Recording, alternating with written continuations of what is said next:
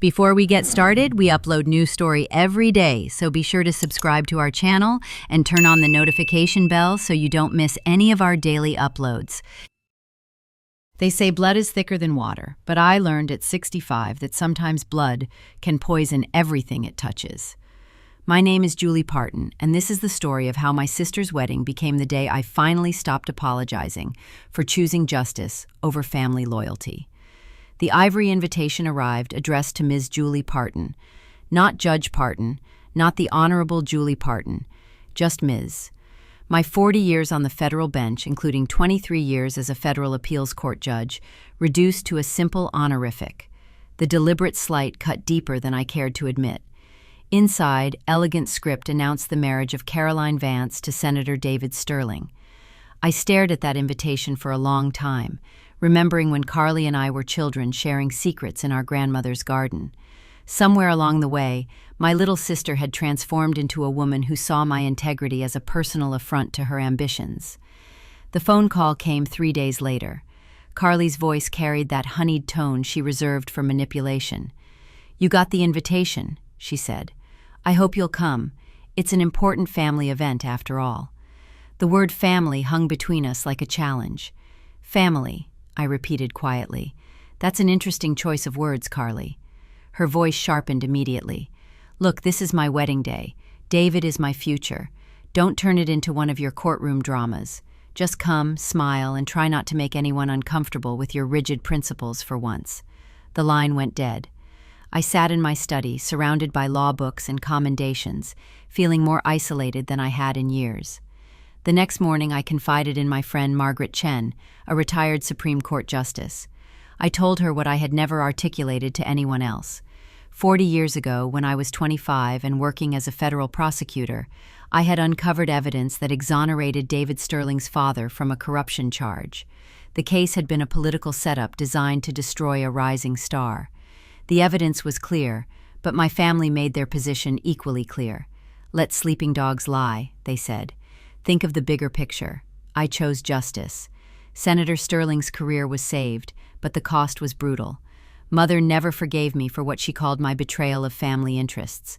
Carly saw my action as personal sabotage of her ambitions. They never understood that integrity was not the absence of feeling, but the presence of a deeper love than they could comprehend. The weeks leading up to the wedding were a masterclass in subtle humiliation. The seating chart placed me at table 12, near the service entrance. When people asked about my connection to the bride, the standard response was that I was Carly's older sister who worked in law, with no mention of my judicial career. My mother had perfected the art of the backhanded slight. "Caroline is marrying Senator Sterling," she would say with pride. "And my older daughter Julie works in the legal field, administrative matters mostly, very devoted to her paperwork." The deliberate minimization was breathtaking.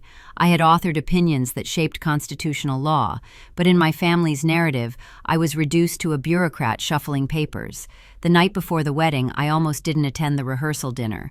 I stood in my hotel room asking myself why I was subjecting myself to this humiliation. Whatever the reason, I dressed in my most dignified navy suit and arrived precisely on time. When Carly rose to give her toast, the room fell silent. She looked radiant, every inch the successful Washington insider she had worked to become. "I want to thank everyone for being here tonight," she began. "It means everything to David and me to celebrate with the people who matter most, and I want to especially acknowledge my sister Julie, who's here with us tonight." My heart lifted for just a moment. "My sister has spent her entire career judging other people from her bench," Carly continued, her smile never wavering. "Sometimes I think she forgot how to step down from that perch and just be part of a family. You know what they say about justice being blind. Sometimes I wonder if my sister is too." The room erupted in cruel laughter. I felt heat rise to my cheeks, not from shame but from clarity I had not experienced in years. After dinner, I waited for Carly in the hallway.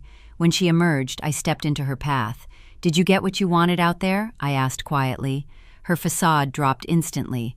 "Humiliate you," she said venomously. "Oh no, Julie dear, you've been humiliating yourself for decades. You chose criminals over your own family. David isn't marrying me because I'm the sister of some judge. He's marrying me despite being your sister. I've spent years trying to overcome the damage you did to our family's reputation." She deliberately bumped my shoulder as she pushed past. For the first time, I saw clearly what I had been refusing to acknowledge. This was about fundamental character, about the kind of person you choose to be when faced with difficult decisions. The wedding ceremony was beautiful in the way Washington social events always are when unlimited money meets impeccable taste. I sat in the back row, having arrived early to avoid awkward social navigation. The reception at the Willard Hotel was transformed into a wonderland of crystal and silk. I found myself at table 16, even further from the head table, surrounded by people making polite conversation without curiosity about my presence. When the time came for speeches, David spoke first with gracious, appropriate remarks. Then Carly took the microphone. What happened next will be etched in my memory forever. David is too modest, she began with a laugh. But I'm not. I married the most remarkable man in Washington tonight, and I got him without anyone's help. I didn't need anyone's connections, anyone's influence, or anyone's so-called moral guidance. I especially didn't need the self-righteous shadow of my sister, St. Julie, the justice warrior, sitting somewhere back there. She gestured toward my section, her smile bright and cruel.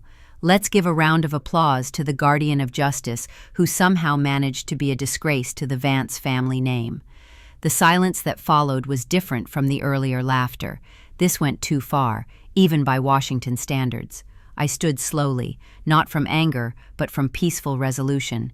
Every eye turned toward me, but I looked only at David Sterling, who was staring back with profound discomfort. David stepped away from Carly and walked to the second microphone. The room held its breath. "Carly, you're wrong about one thing," he said clearly. He turned to face the guests. "My wife is right that I'm in this position through my own efforts, but she's completely wrong about not needing anyone's help. Everything I've achieved, everything my family has accomplished, everything that made this day possible, exists because of one person." He looked directly at me. 40 years ago, when my father was facing false charges that would have destroyed our family, when the entire political establishment had written him off, one person stood up for justice. A 25-year-old federal prosecutor named Julie Parton looked at the evidence, ignored the political pressure, and chose truth over convenience. She saved my family at great personal cost to herself. He lifted his champagne glass. "I ask you to join me in a toast, not to the Vance family, but to Judge Julie Parton, the woman my family owes everything to. The honor tonight belongs to her." One by one, the most influential people in Washington rose to their feet. Federal judges, senators, cabinet members, Supreme Court justices, all standing in silent recognition. They understood that integrity deserves honor, that choosing principle over profit is worthy of respect. Carly stood frozen, her face cycling through shock, rage, and humiliation. My mother appeared to be having a medical episode. The photographers were capturing every moment. I didn't need to say anything. I simply nodded to David and walked calmly out of the ballroom. Behind me, hundreds of conversations started at once, but that was only the beginning of my revenge. The next morning, Sarah Jenkins's article in the Washington Post went viral within hours. The story resonated far beyond Washington's political circles, but I had prepared for this moment long before the wedding. You see, I had spent months quietly documenting Carly's illegal lobbying activities, her failure to register foreign clients, her systematic bribery of congressional staffers, her tax evasion through shell companies. As a federal judge, I knew exactly what evidence the FBI would need. Within a week of the wedding, federal agents raided Carly's office. The investigation I had carefully orchestrated from the shadows revealed years of criminal conduct. Her career didn't just crumble, it ended in handcuffs. The marriage to David lasted exactly 6 days before he filed for annulment, citing fraud in the inducement. He had married her, believing she was an honest lobbyist, not a criminal about to be indicted. But I saved the most devastating blow for last. During Carly's sentencing hearing, I submitted a victim impact statement that was read aloud in open court. In it, I detailed not just her recent crimes, but 40 years of psychological abuse, manipulation, and deliberate career sabotage. I revealed how she had anonymously fed false information to reporters to destroy my chances at the Supreme Court, how she had systematically poisoned family relationships to isolate me, how she had used her lobbying position to retaliate against my former clerks and colleagues. The judge sentenced her to 8 years in federal prison. As they led her away in shackles, she looked at me with pure hatred. I looked back with perfect calm. My mother never recovered from the scandal. The social prominence she had worked so hard to achieve became a source of shame. She died alone in a nursing home, her Georgetown mansion seized to pay Carly's legal debts. From Carly's prison cell came a stream of letters begging for forgiveness, claiming she had always loved me, insisting she was protecting the family reputation. I returned each letter unopened. Using my grandmother's inheritance, I established the Pardon Justice Initiative, supporting young attorneys who fight corruption. But I also created a second private fund. This one investigates and prosecutes family members who abuse their relatives through psychological manipulation. We've sent dozens of abusive spouses, parents, and siblings to prison. 3 years later, when Carly was finally released, she discovered I had one final gift waiting. I had legally changed her name in all public records to Caroline Parton Felon, ensuring her criminal history would follow her forever. I had also purchased her childhood home and converted it into a halfway house for released prisoners. She came to my office once, broken and desperate, begging for help finding work. I looked at her across my desk and said only 4 words: "You chose this path." I never saw her again. I heard she moved to a small town in Montana, working as a cashier at a grocery store, living in a trailer park under a false name. That might seem cruel to some, but justice delayed is not justice denied.